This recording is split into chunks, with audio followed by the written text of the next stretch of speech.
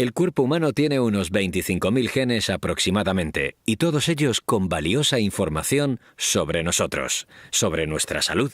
¿Se imaginan poder editar ese código genético para curar enfermedades? ¿Algo similar a una simple edición de texto? El profesor Lluís Montoliu acude a esta segunda edición de Salud on Me para explicarnos qué son las herramientas de edición genética y para qué sirven. Sin duda estamos ante las puertas de una revolución global que empieza a ser tenida en cuenta. Con todos ustedes, Lluís Montoliu.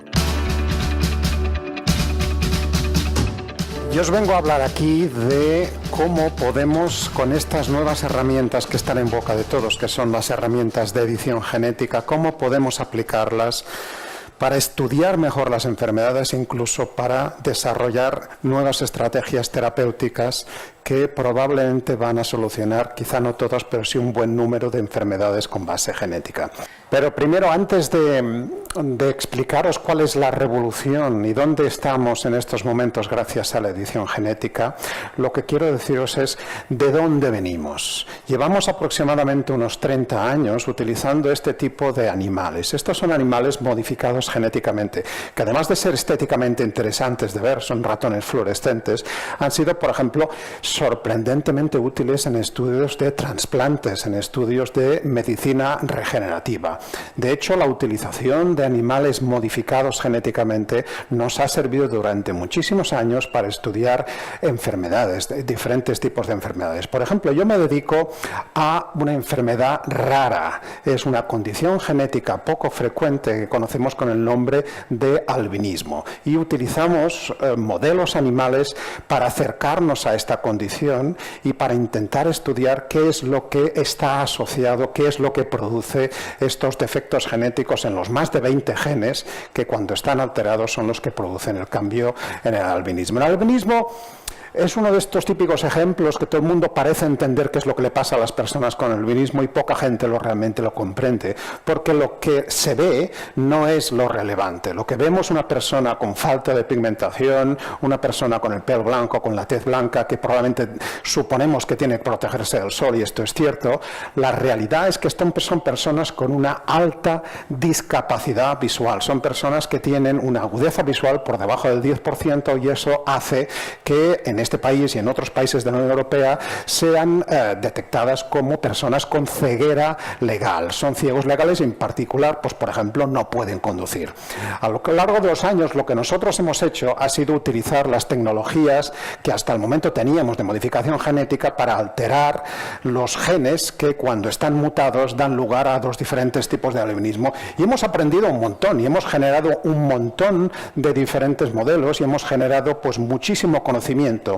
De hecho, hemos estado aplicando tecnologías que han convivido con nosotros desde los años 80 y 90, en los cuales inyectamos en embriones pues genes, utilizamos células madre pluripotentes para inactivar genes, o incluso sustituimos, como tenéis a vuestra derecha, sustituimos el núcleo de embriones, que por ejemplo es lo que dio lugar a la oveja Dolly, que acabamos de cumplir 20 años. Claro, todas estas tecnologías tienen un problema que durante todos estos años hemos intentado resolver, y el problema tiene que ver, y esta es una diapositiva que me gusta mostrar porque viaja conmigo desde el año 91 y me recuerda que todavía no hemos resuelto este problema.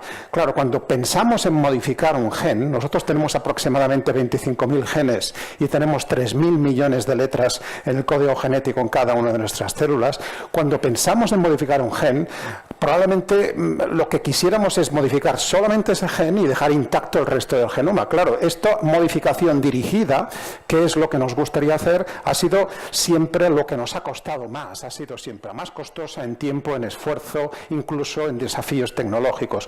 Lo que hemos podido solventar de forma mucho más barata, mucho más simple, es hacer modificaciones al azar, en las cuales pues la modificación genética que nosotros íbamos a hacer se insertaba en algún sitio en el genoma. Claro, no necesariamente obteníamos los resultados que queríamos. Claro, pero todo esto ha cambiado con esta palabra que ha hecho fortuna, que es CRISPR. CRISPR es un acrónimo de una palabra larga en inglés, unas palabras largas en inglés que en definitiva tienen que ver con unas secuencias genéticas repetidas que, como veis, utilizan las bacterias desde hace literalmente miles de millones de años. De hecho, las bacterias las utilizan dentro de un sistema inmune. Sí, efectivamente, las bacterias también tienen un sistema inmune. Y de hecho tienen un sistema inmune mucho más inteligente que el nuestro.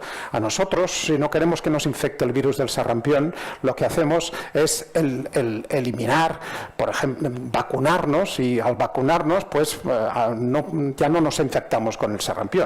Pero, por ejemplo, si tenemos hijos, nuestros hijos no van a heredar esa resistencia al virus del sarampión, y si queremos que no desarrollen esta enfermedad, pues los vamos a tener que vacunar.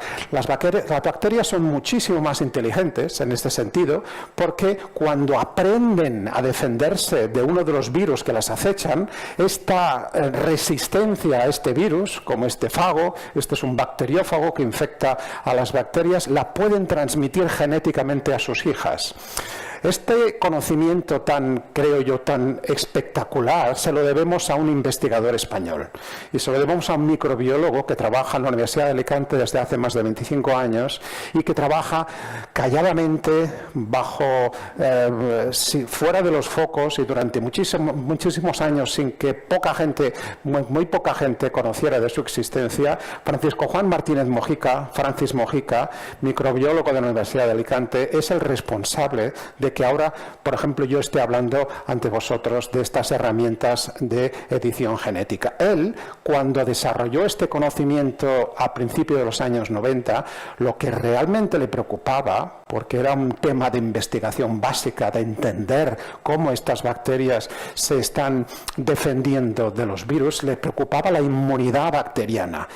Pero fijaros que años más tarde, 15, 20 años más tarde, ese conocimiento básico se ha convertido en una herramienta fenomenal para editar los genes, no ya con esta disyuntiva entre vamos a modificar al azar o vamos a modificar de forma específica, sino que ahora, gracias a estas herramientas, podemos cortar nuestro ADN en un sitio específico. Son herramientas de una precisión extraordinaria. De hecho, se las llama tijeras moleculares porque lo que hacen efectivamente es localizar una secuencia que nosotros hemos predeterminado y cortarla. Fijaros, esto es una visión simplificada de qué es lo que son estas herramientas cuando las aplicamos como editores genéticos, y en definitiva tenemos esta proteína que está aquí dibujada en amarillo, que corta el ADN en un sitio, pero no corta de una forma azarosa, sino que lo corta guiado por esta molécula azul, que es una molécula de ARN,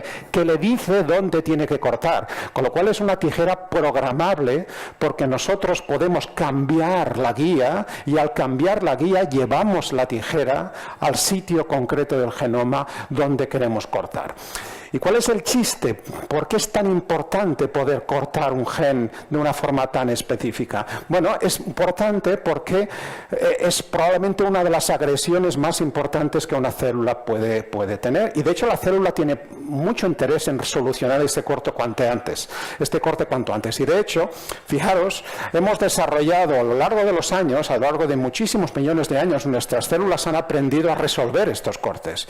Y la forma más habitual que tienen de resolverlo A vuestra izquierda es como lo que llamo yo el efecto velcro, el efecto cremallera, en el cual básicamente voy a poner letras al azar y voy a quitar letras al azar hasta que consigo que las letras vuelvan a emparejarse y consigo restaurar la continuidad del cromosoma.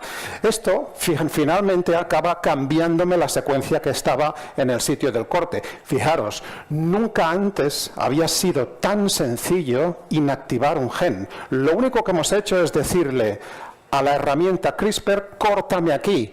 El resto del trabajo lo ha hecho la célula, que al repararlo nos ha inactivado el gen. Fijaros que nunca antes fue tan sencillo inactivar el gen, pero podemos hacer cosas incluso más sorprendentes.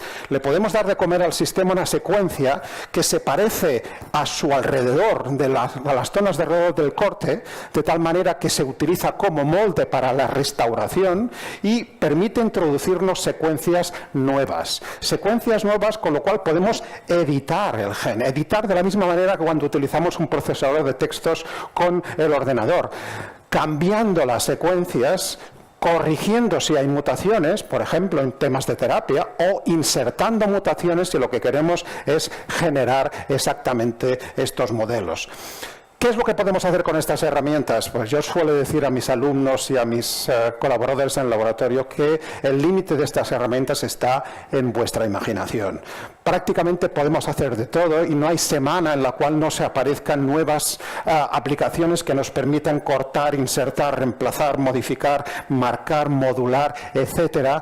Multitud de aplicaciones que están basadas en la utilización de estas herramientas de edición.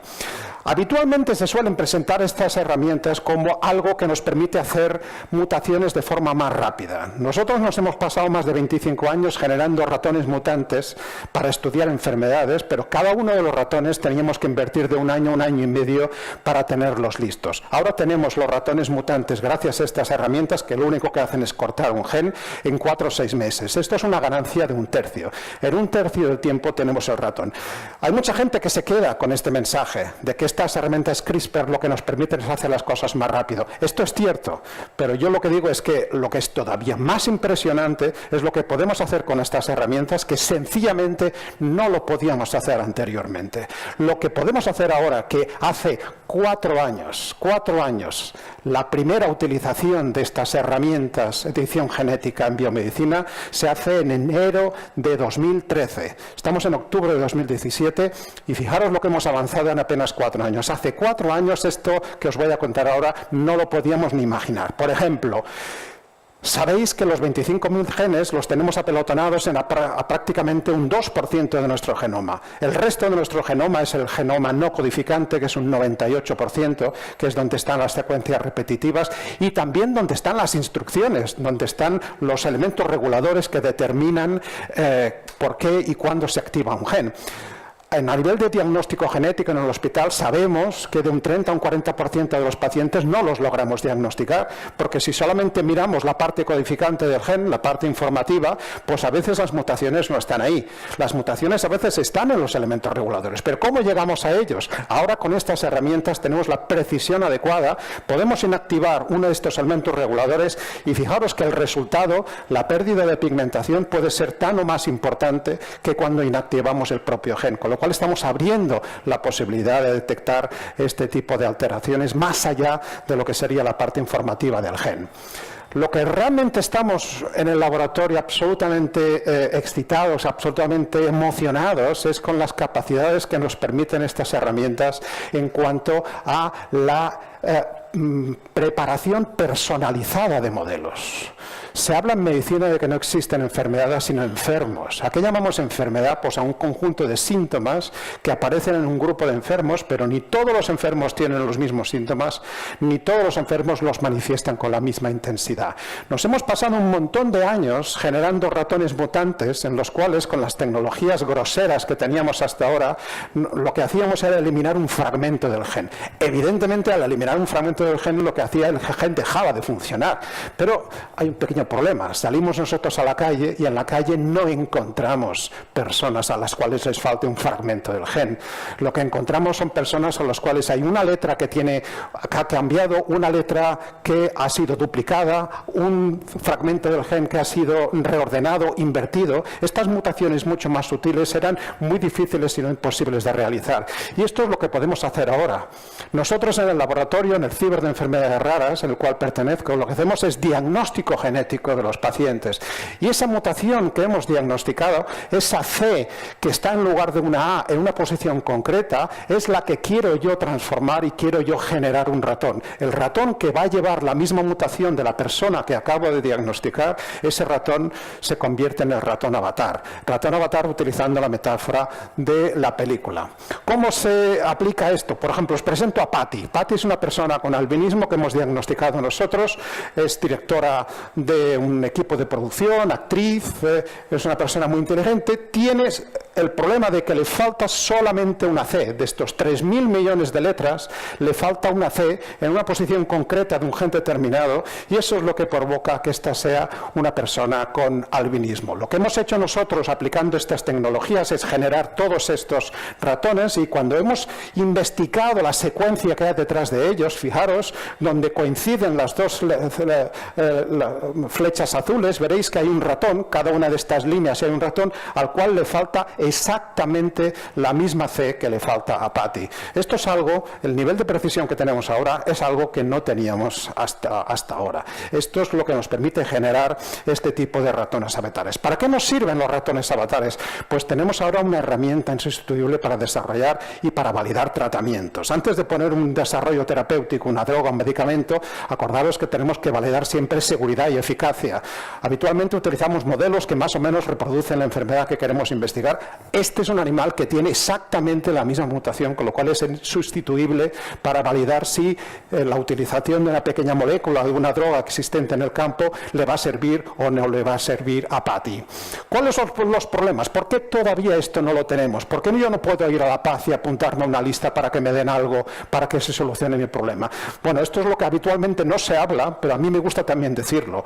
Esto es una tecnología sorprendente, la precisión de estas herramientas es sorprendente, pero la precisión de los mecanismos de reparación que tenemos en nuestras células no son tan importantes. Realmente lo que tenemos que manejar nosotros es lo que se llama mosaicismo. Os presento este ratón que es nuestro David Bowie particular, con un ojo de cada color. Fijaros, y lo que realmente lo que está enseñando es que estas herramientas están cortando con precisión, pero cada una de las moléculas que se tiene que reparar se repara de forma distinta. Con lo cual, fijaros, yo tengo un montón de reparaciones posibles entre las cuales yo puedo encontrar la que a mí me interesa. Esto yo lo sé gestionar perfectamente en células en el laboratorio o con ratones.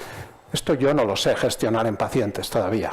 Yo no sé todavía controlar y maximizar que la mayoría, si no todas, las modificaciones ocurran en una dirección y no en otra. Mientras no lo sepa, yo creo que es imprudente hablar de modificación genética como se está hablando en embriones humanos. Y esto no tiene nada que ver con la modernidad o la no modernidad. En parte sabéis que en España esto es ilegal. España es signataria del Convenio de Oviedo, en el cual desde el año 97 pues está prohibido la modificación irreversible del genoma, pero es que además es innecesario. Tenemos técnicas como el diagnóstico genético preimplantacional que nos permiten seleccionar un embrión antes de implantarlo, y son muy pocas las parejas que no pueden utilizar este diagnóstico. Es ilegal, innecesario y, ahora sabéis, imprudente. Imprudente porque efectivamente tenemos que luchar con esta variación. Claro, lo que no podemos hacer directamente con la modificación en embriones sí que lo podemos hacer a nivel somático.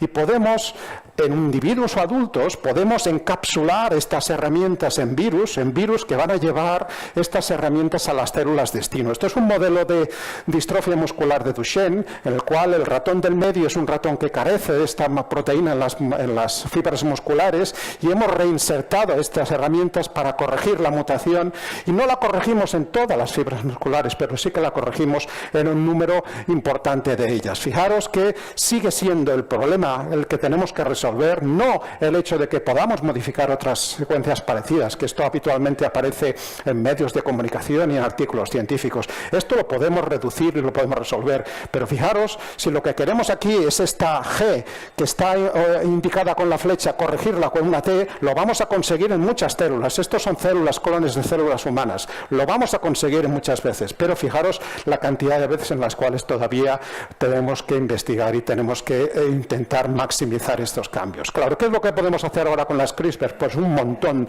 de aplicaciones. No tengo tiempo para explicaros muchas más, pero desde el control de plagas, desde aplicarlo esto a restaurar variaciones genéticas que tenemos en alimentos de consumo, sean plantas, sean animales, en cuanto a biología sintética, etcétera. Con lo cual, las CRISPR han venido para quedarse. Es una modificación disruptiva, es una modificación irreversible.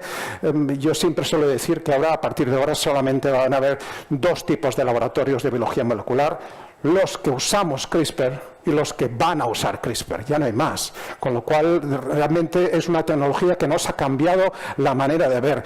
Y las aplicaciones son tantas y diversas que quizá la manera mejor de ilustraros la capacidad y la fortaleza de esta tecnología es este experimento que hicieron en Harvard, el laboratorio de George Church, en el cual lo que estáis viendo es un caballo galopando, es una yegua galopando, son 5 fotogramas.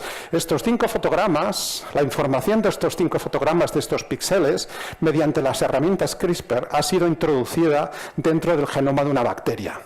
Entonces, codificamos nosotros imágenes y vídeos con ceros o unos. En lugar de utilizar ceros o unos, utilizamos la G, la A, la T y la C. Es un código incluso mejor. Podemos codificar esta información. Acordaros que las bacterias tienen 3 millones de letras. Nosotros tenemos 3.000 millones de letras. ¿Para qué sirve esto? No lo sé. Esta no es la pregunta. Lo que sirve esto es para demostrar que es posible codificar información en el material genético utilizando estas herramientas CRISPR. Y hemos llegado aquí, acordaros, porque un señor en el año 93, utilizando las bacterias que estaban viviendo en las salinas de Santa Pola, se dedicó a investigar cómo estas bacterias lograban defenderse de los virus que las atacaban. Con lo cual, de una investigación básica, al cabo de los años hemos desarrollado unas herramientas que nos van a cambiar realmente la vida biológica, la vida biomédica. Bueno, yo estoy encantado de estar aquí hablando de estos temas, pero os podéis imaginar, detrás mío tengo un equipo del cual me siento muy orgulloso, que son los responsables de todo lo que os he contado por aquí, y agradezco a las instituciones que nos dan dinero para seguir trabajando. Y si os interesan alguno de estos temas, podéis explorarlos si tenéis vídeos, si tenéis artículos en inglés, en castellano, en esta página que mantenemos. No tenéis que copiar la dirección de la página, simplemente vais a Google, ponéis CNV y CRISPR y tendréis toda la información. Muchas gracias.